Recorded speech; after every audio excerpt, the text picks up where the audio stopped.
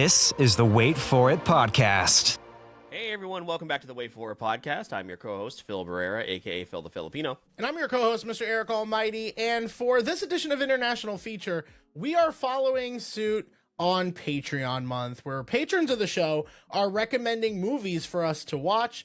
We just recently covered Stardust for Late to the Party. For International Feature, we're actually returning to a franchise we've covered on this series before in The Raid 2. Shout out to Corey from The World Is My Burrito for the suggestion. Yeah, shout out to Corey. Let's just get it out of the way now. let's just get that out of the way now.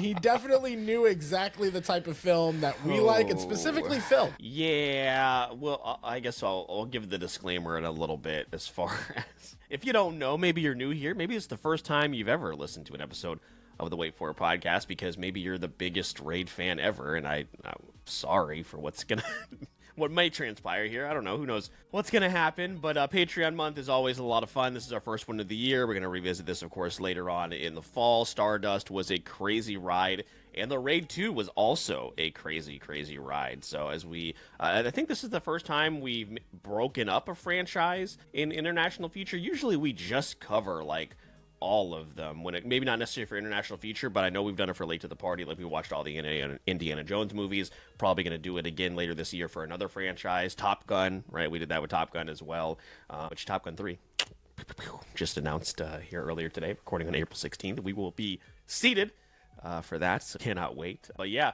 the Raid 2, it is widely considered one of, if not the best action films of all time.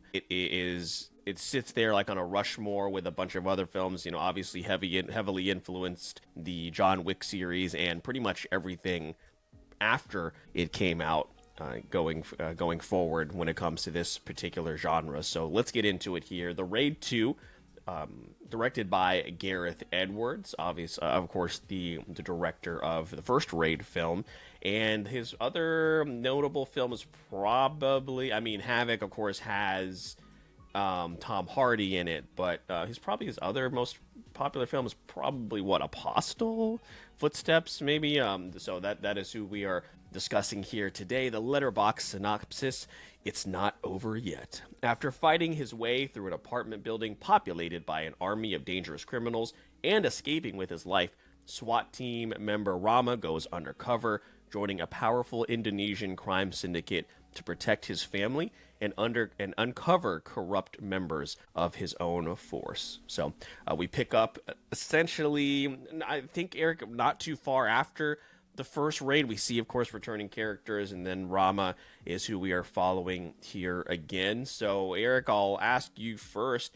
Why do you think you waited so long to jump into the Raid 2? Because you very much enjoyed the first one, as did I. We both really enjoyed the first film. We did. Going back to it, I think we had our scores just slightly off. I gave it a 4 out of 5, so a movie that I'd probably even show somebody, so I liked it quite a bit. A 3.5 for you, although your rating scale's a little different. I think it's a movie you'd probably watch again. On and off. If it was on, it would definitely catch your attention. So we both enjoyed it to a certain extent, and I think why we didn't cover it together was, one, accessibility.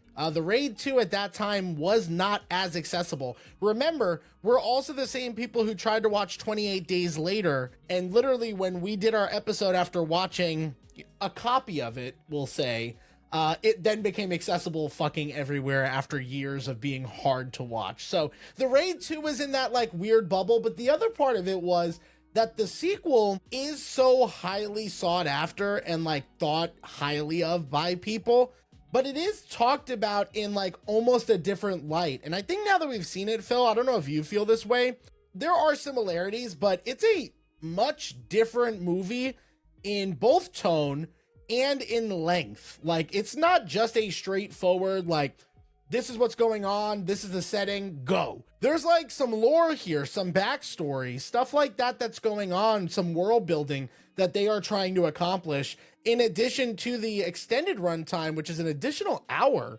basically, is what it comes up to in this one. So the movie is, although I think equally appreciated in a lot of circles, in some circles when I was hearing about it, it seemed like this might have been a fundamentally different movie from the outside looking in. So on top of it being hard to find, I thought, it's going to be really different. It's going to be a different experience for us. Maybe it's not something we have to do together. And it would have been nice to probably do that, especially because, again, it does kind of seamlessly go into the first one or the second one. But at the same time, Phil, the second one you can kind of watch on its own without any context from the first, again, in my opinion. Yeah, and I'm sure part of this has to do with it being an international film. Like, I didn't, it's been a while since I watched the first Raid, so outside of Rama and, his brother, who's very briefly in the movie, there's not really a whole lot of, again, continuity other than the fact that you need to know that, of course, Rama's in it and, he is continuing his, this quest against organized crime. But we talked about this in the pre-show, a lot less raiding. Minimal raid here in the second film. I don't know if there was much raid at all, actually, in this movie. So, but like you said, Eric, in terms of, in terms of film circles and specifically action fans, when it comes to this thing, I mean, its influence is very, very evident from beginning to end. I watched a video way back, I think a few years ago, from the Nerdstalgic YouTube channel talking about a specific scene in this film, and its impact and the way that it tells a story. And I'm sure that will be one of our takeaways when it comes to the actual fight sequences. So let's jump into takeaways here, and we'll start with mine because I just want to give my disclaimer again for people who don't know the type of films that I typically stay away from. Now, I love action movies. I love a good fight, and I will suck it up for the most part when it comes to movies that I know I really want to sit down and watch and just kind of accept it as an inevitability that some things are going to happen I'm not going to have control over, but for the sake of the experience and wanting to see it, I will just suck it up and go through it. I have a lot of difficulty with violent films, specifically when it comes to broken bones and those types of graphic injuries.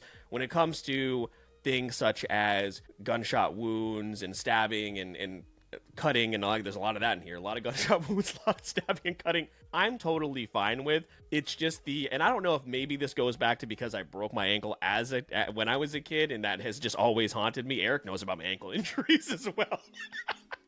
So I don't know if it goes back to that, but it's just something that's never sat right with me. I think I saw remember that there was a TV show on MTV that always showed really graphic skateboarding injuries. I think that's what it stems from.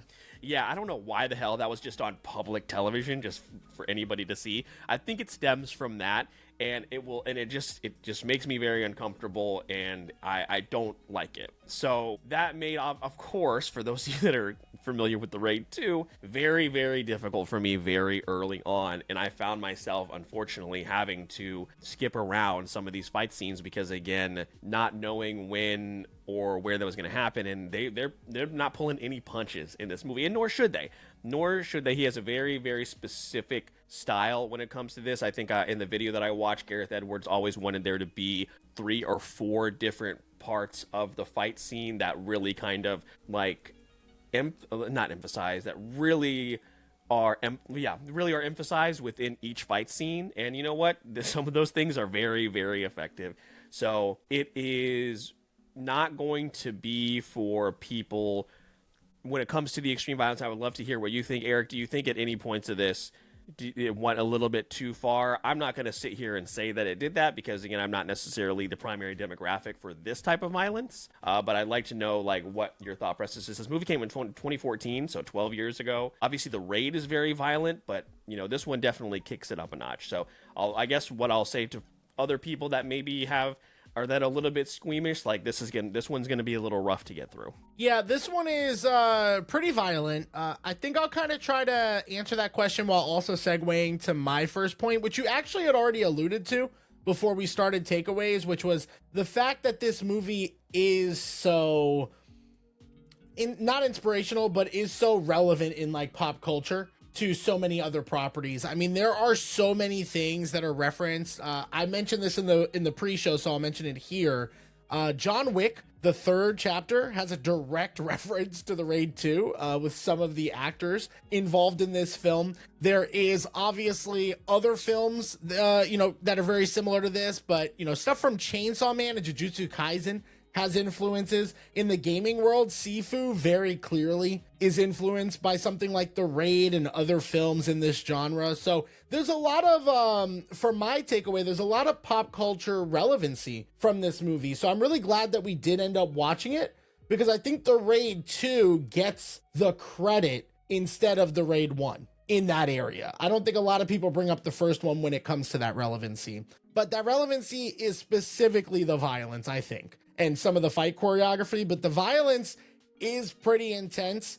I'm also, action movies are not my first go-to. I enjoy them. We're going to talk about this for a takeaway later on, so I'm not going to jump too far ahead. I have a specific gripe with what this movie was trying to do when it comes to action films in general that I think just doesn't work in this genre. What I'll say is the violence has to be maybe over the top in a lot of ways, because that's what the film is calling for. It's kind of one-upping the first one, which was already crazy in its own right. So I think I understand it, I justify it, but it does seem a little too over the top. It feels like we wanted to keep our foot on the gas, but we didn't know when to let go of the pedal. Like, we just kind of kept going. And I think, we could have reined it back. This movie feels a little less concentrated because they decided to basically up the ante in the violence and fight choreography part. There's also a lot of moving parts to this film.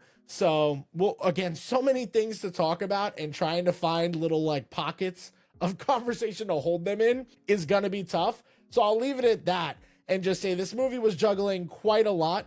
And it's definitely, again, trying to one up the first one, in my opinion, based off its fight choreography and then the upper level of violence. Yeah, and there is a reason, I believe, that I read why Gareth Edwards did not make another one. Even though he had plans for a third movie, he doesn't believe that he can top what has happened here, specifically with another scene that I will leave for my third takeaway. A couple scenes that I'll leave for my final takeaway. So he didn't feel like he could top what happened here, and it seems that a lot of other people, even though I'm sure this fan base would welcome and really love to see a third movie, he's not going to do it because he is just resting on what was done here, which I think is great. I think that's good for him for not wanting to just kind of go back to the well, because after what has happened in the Raid 2, Eric, what more could you do? Of course, he wants to really feature this specific martial art style, which is awesome, which is great, and their ability to kind of transition from that martial art style and then into street fighting, I think is very, very interesting. So you made a good point here that I'll use to get into my second takeaway. Bigger, up the ante and all of that. Is this too complicated or layered for its own good, to make to the point that it's difficult to follow? No one's going to watch this movie that doesn't like international films. That's not going to happen. No one's going to be like, I'm going to jump into an international film for the first time. It's not going to be The Raid 2. I suggest that it's not The Raid 2. If you're listening to this, we have a whole list of films that we can suggest to you before you watch The Raid 2. So it's already obviously subbed. And also don't watch it in dub. I don't know why that exists. Oh, well, you know what? Really quick, Pluto. Whoever designed Pluto's fucking dashboard, jail. Straight to jail. I mean, to be fair, we could have just spent the $4 to rent it on Amazon, and we chose to watch it for free. Totally a 2.5-hour film became a 3-hour film with commercials. But still, Pluto, you gotta figure something out there, man. But anyway, so yeah, you're already watching it in sub, and you're keeping up with the narrative and the dialogue and what's going on here. It is a relatively, I don't want to say simple, but it's a son that feels like he's owed more and then betrays his father. The kind of story we've definitely seen that within pop culture and a lot of other films. But are they trying to juggle too much here to the point that it's, again, like I said, hard to follow or just really kind of uninteresting? So Eric, I'd love to know narratively where we found this, because obviously everybody talks about the fight choreography and also cinematography comes up a lot when it comes to this movie. But as far as the actual story that's taking place here narratively, how did this impact you either way? Yeah, I mean, it kind of perfectly meshes two different things. We're talking about narrative and then the cinematography. So I'll kind of like lump them into my second point. I just perfectly tossed it up for me. This movie should not be 2.5 hours. Like it's too 50 extra minutes is crazy. It's too long. It's too long. There was a movie that was very similar to this that came out in 2024 that I watched that I was excited about. A lot of people spoke very highly. It was called The Shadow Strays. It was 2.5 hours. I walked away from that movie. It's an Indonesian film as well. I walked away from that movie thinking it was an hour too long. I walked away from this movie feeling like it was an hour too long. You know what I like about The Raid 1? You know what I like about those old Jason Statham movies like the Transporter series, or remember Crank? You know what I like about the first John Wick? It's in and out. It's in and out. Now where John Wick goes, The Raid 2 is like, it is work. It is like you're trying to do a lot with a lot of different characters, and you're introducing new elements. And they've had 4 movies before they dropped the 2.5 hour burger on us. Like, I mean, they were getting close to that, but they finally did it with the 4th one. And by the 4th one, you're invested, right? My biggest issue with the narrative, I think, here in the time is that this clearly is a different movie that Gareth Evans wanted to make. And it's very well known that he wanted to create a film called, and I don't know if I'm pronouncing this right, Barandal. And this was the movie he wanted to make before The Raid 1, but he didn't have the funding for it. So he made The Raid 1, and then he essentially took the skeletons of that concept and made it The Raid 2. So like when I walked away, I didn't even know that until I looked that up afterwards. When I looked it up, I was like, oh yeah, he didn't even want to make this movie, really. Not really. I wanted to see more of the first one if you're going to give me a second one. You're kind of trying to justify the existence of this, and it's like, yeah, there's a lot of cool shit, but it didn't have to be The Raid 2. That's kind of like, I think, the thing I walked away from really frustrated about. And maybe it would have made it a little bit more interesting. I don't know. Maybe you wouldn't have been tied into some of these characters, this setting, this world, and having to feel like you're having to, again, take the legacy of the first one, give it a sequel. Maybe he could have made more of the movie he wanted to. I'm glad he's happy with it, but it just is too long. And if it's going to be too long, Phil, you're going to go over the top. You're going to have a ton of fight scenes. I mean, there are fight scenes around every corner. Fuck, I couldn't see 75% of it, man. The camera work in this movie, I knew we had a problem from the prison scene in the first 30 minutes. I was like, I can't see shit. I can't see shit. So if you're going to give me a 2.5 hour movie with a story that, quite frankly, I don't think is very strong, you got to at least nail the fight choreography and the fight scenes. And there are elements of great fight stuff in here. I just said, my first takeaway, this movie, I understand is iconic. I respect it for the things that it did, and it probably pioneered at its time. But let's be realistic. Like, that shaky camera work shit doesn't work in these type of movies, and it's always an issue. It was pretty present here a lot of the time, and that definitely took me out of it. If you're going to give me a 2.5 hour movie, I do feel like, me personally, the way I watch film, I need to have something to chew on, narratively or visually. And this movie just wasn't giving me either consistently. I don't know if you are doing this on purpose or if you realize what you sound like here and you're going to maybe get sued for some sort of gimmick infringement. But the entire time when you were like, you know what happens when you use shaky cam? You know what happens when I don't like the narrative? You just made the list! Hey, listen, if Jericho can bring it back and continue to do it in a different company, I can do it too. It's just so stupid, man. I just don't get it. I just don't get it. You know what happens? Stupid soccer mom's hair. Hey, AJ, I don't like that stupid soccer mom haircut. Ricochet, you're bald. Ricochet, you're bald. I don't like that. You know what happens when you're bald?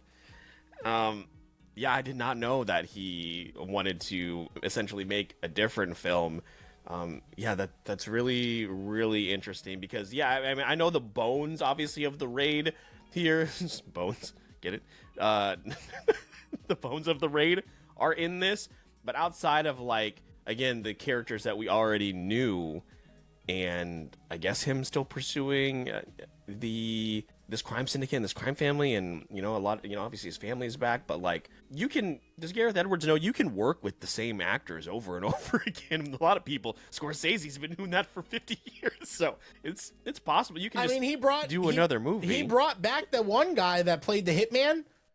With the daughter or whatever, with the long hair, he was like the final villain. He was true. like a main baddie in the first one. He literally, I believe the discussion was he didn't want to make this movie without him, so he casted him in another role, another character. Yeah, so. But that character also served no purpose. Yeah, two and a half hours is a big ask, and here's what that I heard, Eric, is that because you said Jason Statham, so when are we doing Late to the Party, The Beekeeper? Because The Beekeeper 2 is coming out. Please don't make me watch The Beekeeper, but at least those If you're going to make me watch Owls of Gahul eventually, I get The Beekeeper. All right, fine. Is that a deal? Shake on it. Fucking shake on it. Is that a deal?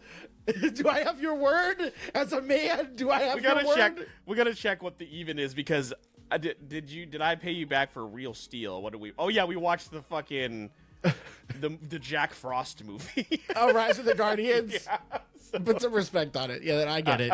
I understand. No, I think we're pretty even. So yeah, no, it'll be an even exchange. Listen, I would be down though. Like that, those movies are. They know they're not going to be fulfilling narratively, so there's going to be some type of entertainment. This movie isn't funny in any way to make up for it. I'm not saying it has to be. I'm just saying, again, if you're going to give me a movie without the narrative, it's got to have something else. And the choreography and the fighting and the action is there, but I just don't think it's consistently what I personally would enjoy. And again, I've kind of described that a little bit. So I'm right there with you. I'm not against watching The Beekeeper. I'm not excited about it, but is that movie going to be 2.5 hours? No. That movie's going to be an hour 40 max. And I think that's the sweet spot for action films in this genre that know they're not going to be providing an Oscar-winning story, nor should they have to. I'm not saying they have to. 2.5 hour movies, though, you got to give me more. Yeah, we've definitely watched some very violent films here on this list. I think probably the highest rated ones for sure are going to be, obviously Train to Busan. That's probably not fair, but Old Boy is a crime thriller that's very, very violent. Blue Eye Samurai is animated, but there's a ton of violence in that. Battle Royale, I know I liked a little bit more than you, but still very much enjoyed. And then of course the First Raid. We really, really liked the first movie. So I know this is like going to be a unpopular opinion. And by no means, like, we'll talk about scores in a little bit. I don't think we're saying that this is bad, but for 2.5, like, when I first messaged you, I was like, holy shit, like, we had to push this recording back a little bit, because, like, I underestimated how long this was. And if you're going to have that additional runtime, how long, Eric, could you look up how long the First Raid is?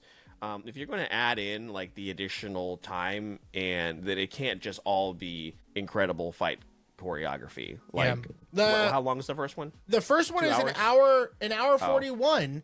Okay. Oh, that's right. Yeah, because I just said 50 extra minutes is crazy. Right, and all the movies you mentioned, Train to Busan, Old Boy, not the movie Battle Royale. Those are all 2 hours. Like 2 hours is maybe the max that you can do.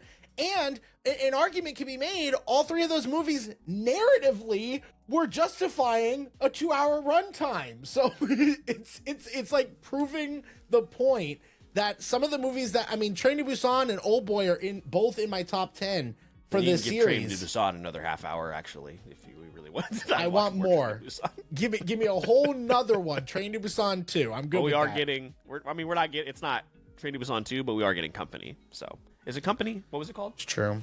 It just got. Hold on, I put it on the Discord. It's not called Company. It's called Colony. Also, there is a Train to Busan 2. Technically, it's called Peninsula, and it was not received. Yeah, very well, we so don't. We don't have to. We don't. I stand corrected. That movie was. Gotta leave that alone. Yeah, we don't acknowledge that. At least they never made that American one. I don't think that ever happened, right? Or no, I think they never like fully announced alone. it. Yeah.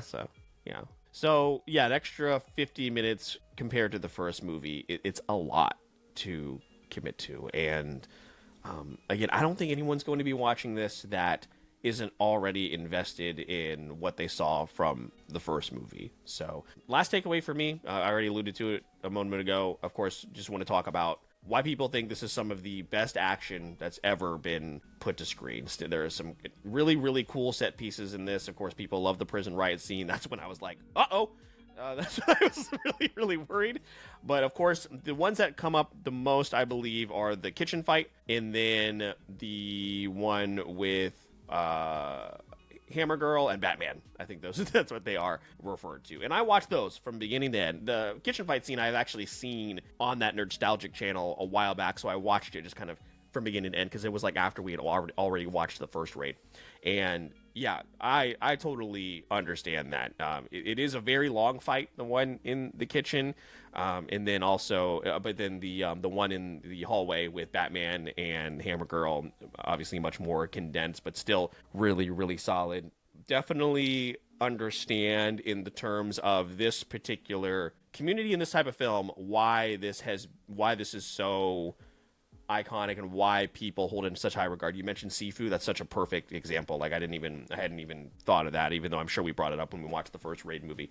But I certainly understand why people bring up specific set pieces, because they are like, while watching this movie, there are definitely points where it's like, yeah, I totally get it. The problem is it's sectioned in between some of these story elements that just simply aren't too interesting. Because like I said, if you're going to do the I'm the son that's going to overthrow and kill his dad story, then like you got to enhance it more so than just putting this intense, really, really solid fighting around it. You know, and like that's not enough for me to really care about what's happening here. So I'd love to get your opinion on the set pieces, if you had any that stood out, or if you were just totally taken out of it because of that shaky cam. No, I mean, the movie has some style. It has some flair. Like, it's one of those movies you watch and it's like, yeah, no, I get it. I get the appeal. So no, I would say every single thing that you mentioned on the positive side of things, like especially when it comes to the set pieces, I would just ditto. I would agree with you on those. I don't really know that there's too much more that I can add from that standpoint, which is why I don't think I have a third takeaway. I think I'm gonna focus on this Letterboxd review that I'm gonna just read off of some stuff and see your reactions, because I feel like I'm being the negative Nancy. You've perfectly pitched some of the positive stuff that I haven't focused on, and it makes me feel like maybe it makes me feel like people are gonna think I hate this movie. I don't. I kind of was let down. I was let down in a lot of ways. So for my third takeaway, because I don't have anything else to really offer, I'm going to read a couple of things that someone learned from the Raid 2 on this 1.5 star review. Now, I'm just going to give you a precursor. That is not near my score. I am not justifying a 1.5 for this movie. But a couple of takeaways. Indonesian people snap like twigs is literally the first takeaway. I didn't like the first film because of its lack of plot and its repetitive nature. The Raid 2 proves that actually having a plot doesn't necessarily make a film better, that one hurt. Gareth Evans is a pillar of the community as he's given epilepsy patients the opportunity to work as cameramen on his film, which I think I don't condone that comment, but that does like perfectly explain the way I felt about the cinematography and the way this movie was actually shot on location. When you overindulge on and take for granted the gore in your film, it becomes numbing and loses all of its impact. When the camera isn't shaking uncontrollably and the action is actually possible to follow, there are actually instances of fantastic action, which I really do believe. Like, this movie has some really iconic set pieces and fight choreography. Like, the fighting is not really the issue here.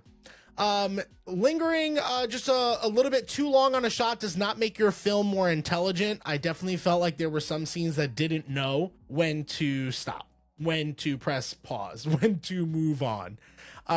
People should tell Gareth Evans that when he's good at something, he's fantastic, and should then proceed to show him the car chase sequence. More like that, please. I enjoyed that sequence. That sequence was pretty good. The overall comment that I'm going to leave with is the Raid 2 is a bloated mess with flashes of brilliance that only add to the frustration of not seeing a very capable director reach his potential, as he loses himself completely in the delusion that he's making something epic or special. I love martial art films, and I love seeing people beat the crap out of each other, but no matter how well you choreograph a fight scene, whenever you make the action impossible to follow, it loses its impact. Pretending you have a plot to get from one fight to the next makes everything boring and rather repetitive. That kitchen fight scene was epic, though. That guy pretty much summarized. He had a lot of other gripes that I'm not personally going to jump on the bandwagon for or be too harsh on. But a lot of those, like, that's kind of in a nutshell how I felt in my negative space with this movie. And I just feel like there was a lot more to get out of this film, and we just didn't get it. And again, it's how the movie decided to present itself. It decided to present a formalized plot with an additional hour from the first one of what I had expected, and it just didn't hit the mark for me by the end of the runtime. Yeah. Here's something from someone who is going to probably rate this the same that you and I did. And it says, what's so great about the first Raid isn't just that the fight scenes are amazing, but that each fight scene happens immediately after the next. After the first 15 minutes, there is not a dull moment in the rest of the film. There is legitimately never more than 120 seconds between action in that movie. The Raid 2, on the other hand, is a much slower film. There's probably the same quantity of action in this movie as there is in the first, except the runtime is about 50 minutes longer, like we mentioned. That time is filled with the most boring, derivative rise to power within the Mafia arc that I have seen in a long time. So many different crime families hold meetings, betray each other, send out hits on one another, and then stand around menacingly in clubs. And yeah, again, what do you fill in that 50 minutes with? Because if I'm having trouble, like, I understand, of course, like, the importance of the action scenes and the fighting, and again, I watched the ones that I felt like that were the most important, but then in between that additional 50-minute runtime, what are you giving me? And it's like, they're not. It's giving not a lot, is what I will say. So, and in this movie's defense, if you saw this movie when it came out closer to 2014, probably blew your fucking mind. Mind.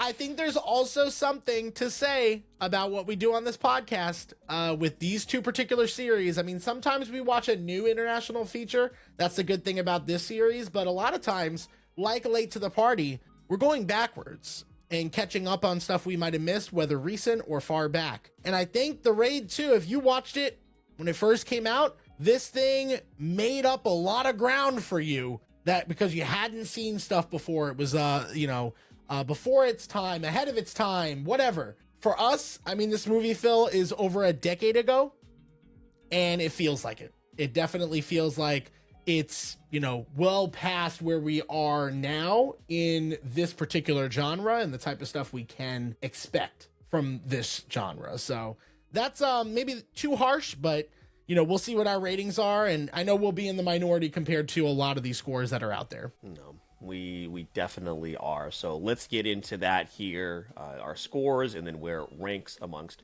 all the other international feature films that we have covered here on the series. So over on Rotten Tomatoes, it is a 82% certified fresh tomato meter score, 87% popcorn meter score. Over on IMDb, it holds a 7.9 out of 10.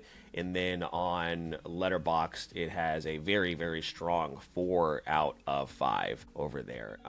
We had a conversation about this before we started. Eric is like, do I feel comfortable giving this a grade? Because I did find myself having to skip through more than I would have wanted to, of course. But you know what? Everybody's got personal boundaries. Call me a woke soy boy if you want. I don't care. Everybody's got personal boundaries that they're not willing to step over. And there are just some things that I don't like. I will give it a score. I will give it a 3 out of 5, which is lower than the score that I gave the first Raid. But again, there was enough here in terms of the really, really cool set pieces, like you said, the car chase, and then the hallway scene with the Hammer Girl and Batman, and then the kitchen scene, of course. Obviously, going practical is always going to be an additional point in my book as well. Definitely plenty of that here.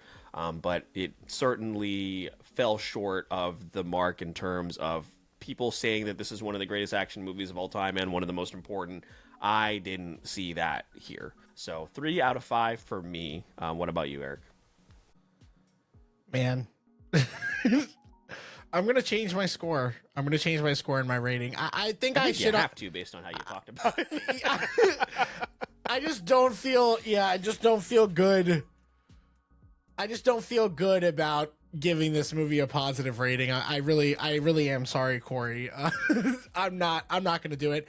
Phil, I walked into this episode. I was going to give it a 3 out of 5. I respect what this movie's done. I also can understand how someone would give it a 4. Like, in my heart, I kind of do. Like, I do. I kind of feel insulted a little bit the more I talk about it with this movie, what this movie was trying to do to me. Like, I just don't think...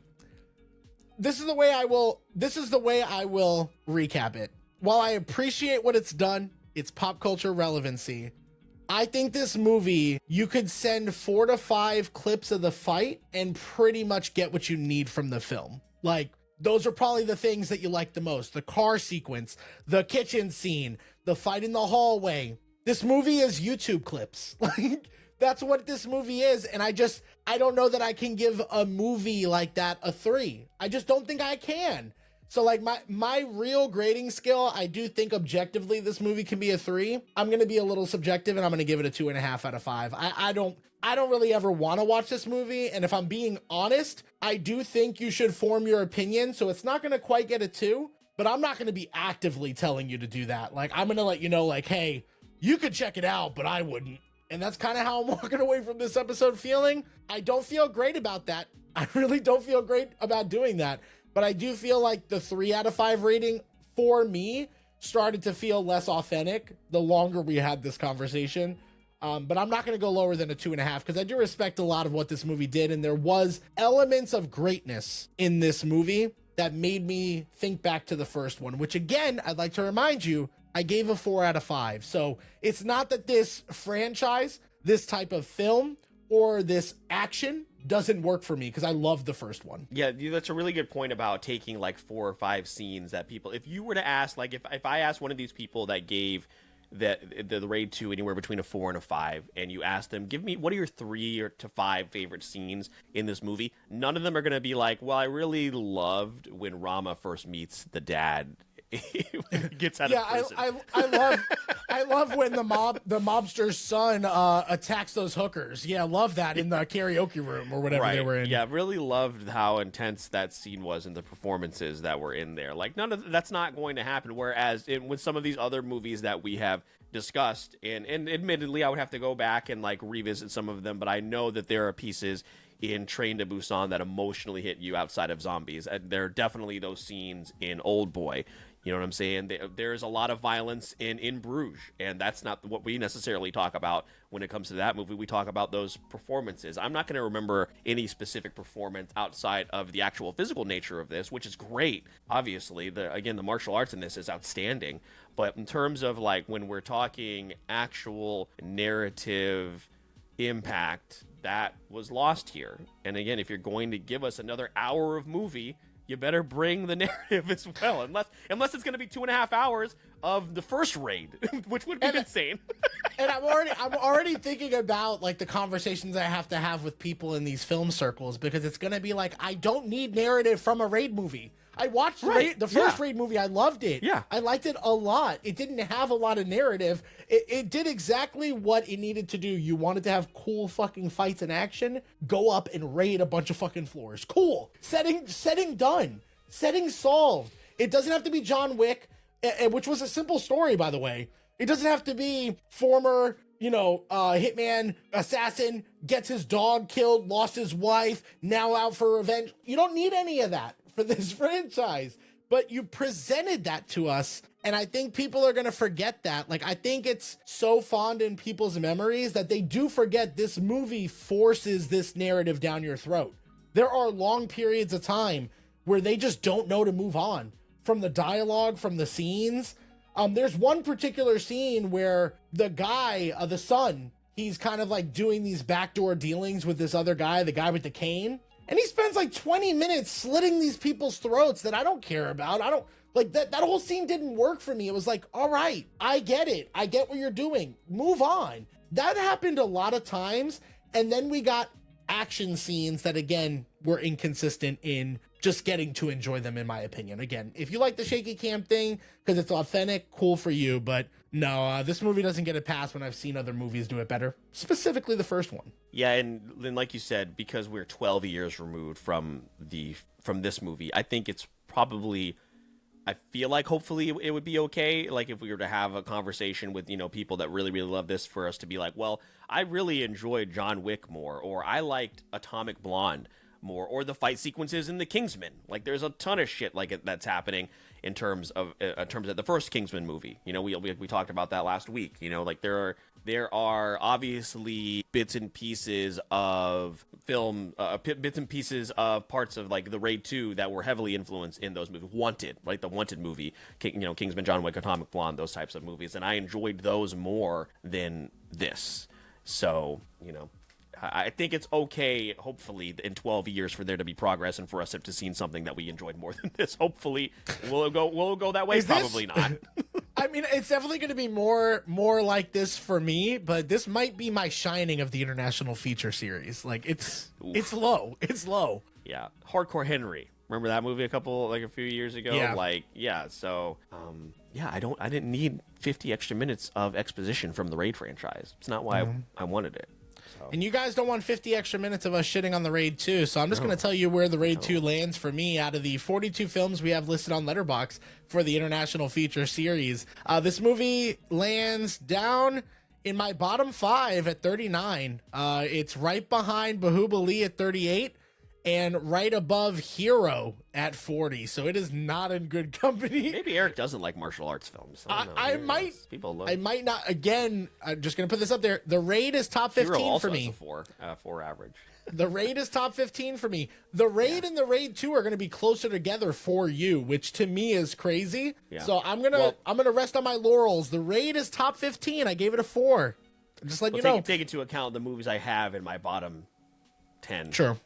And what's so crazy about this is because so I'll tell you guys, I gave Raid 2 is at number 32 out of 42, and it's right above Sentimental Value, The Host, also Hero, and then behind Decision to Leave, All Quiet on the Western Front. I hadn't given any international feature films 3s while we were doing this series, and now Sentimental Value and the Raid 2 both got 3s back to back.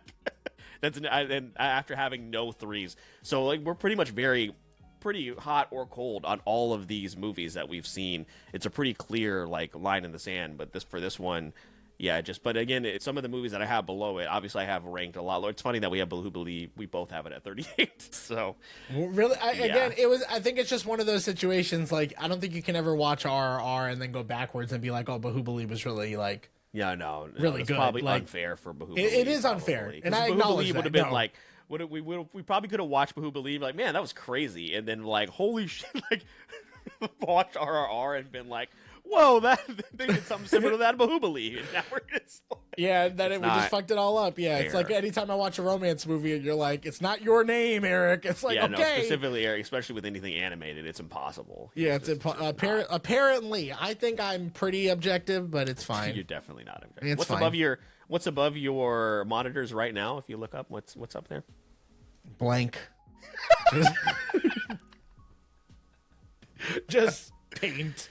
Just nothing there. Nothing there. So there Concrete. You go, guys. The Raid 2, Corey, sorry. Yeah, sorry, but buddy. Also, not sorry for putting me in this position. You know me better than this. That is true. We are going to have to take, we are going to start having to vet your suggestions now. So congratulations. You and Vintage, for sure. Yeah, you guys Vintage on a lower level, but still. Yeah. But also in terms of graphicness, what happened in The Wolf Among Us last year is pretty on par. That is true. And then she made you have to deal with it too. Like you could have just it's not like I can just watch it. I have to. It was the end of an episode at the beginning of the next one for you to play. Right. I was like, oh, that's when it happened. I was like, oh, that's not so bad. And then when I got to the next chapter of The Wolf Among Us, crazy work. Which, by the way, where's The Wolf Among Us 2? How about we talk about that sequel and that narrative? Really enjoyed that game. Bastards. Anyway, That's the rate too, guys. That's International Feature Patreon month. So again, a lot of fun. Wow, what a roller coaster between Stardust and this. Not two films you probably thought we would ever hear in the same sentence. But that's why, hopefully, you're here, because we're entertaining you. So if you need a reminder as to where to find everything else Wait For It podcast related, it's right there in the show notes. In the Linktree link, you can follow us on social media, Instagram, TikTok, join our growing Discord community, follow us on YouTube, like, share, and subscribe, and of course, check us out on Twitch, where we are streaming every other week.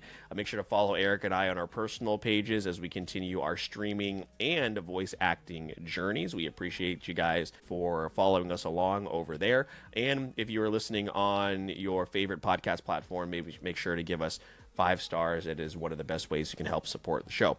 And then if you find yourself maybe wanting to participate in the next Patreon month, become one of our Weight Watchers. It's coming up a little bit later this year. Eric will let you know how you can do all of that and more before wrapping us up. Yeah, if you want to be able to suggest movies to us that involve breaking bones, exposed bones, really any type. We'll just give you the $5 back. If you want a refund of your Patreon membership, you can become a patron and get that refund, like one of our members out of our group of patrons that are supporting the show. Briar, T3 Kato, Vintage, Corey from The World Is My Burrito, Nick Casbaro, the author of the Vitellarium series, and Botter from the Shortbox podcast. They're all supporting us every single month in exchange for behind the scenes and early access to episodes like this one, and again, partaking in Patreon month, which we do every couple of months, typically like twice a year. So we're going to be doing it again in just a couple months, jumping back into this. We're also playing games on Twitch with our community, which has been a lot of fun implementing that for the first time this year. So we got a lot going on there. If you can't do anything financially over there, that's okay. All the free stuff Phil mentioned helps the show miles ahead for where we want to be. With that being said, my name is Mr. Eric Almighty. That is my co-host, Phil the Filipino. And please don't forget, we release new episodes every Wednesday. All you got to do is wait for it.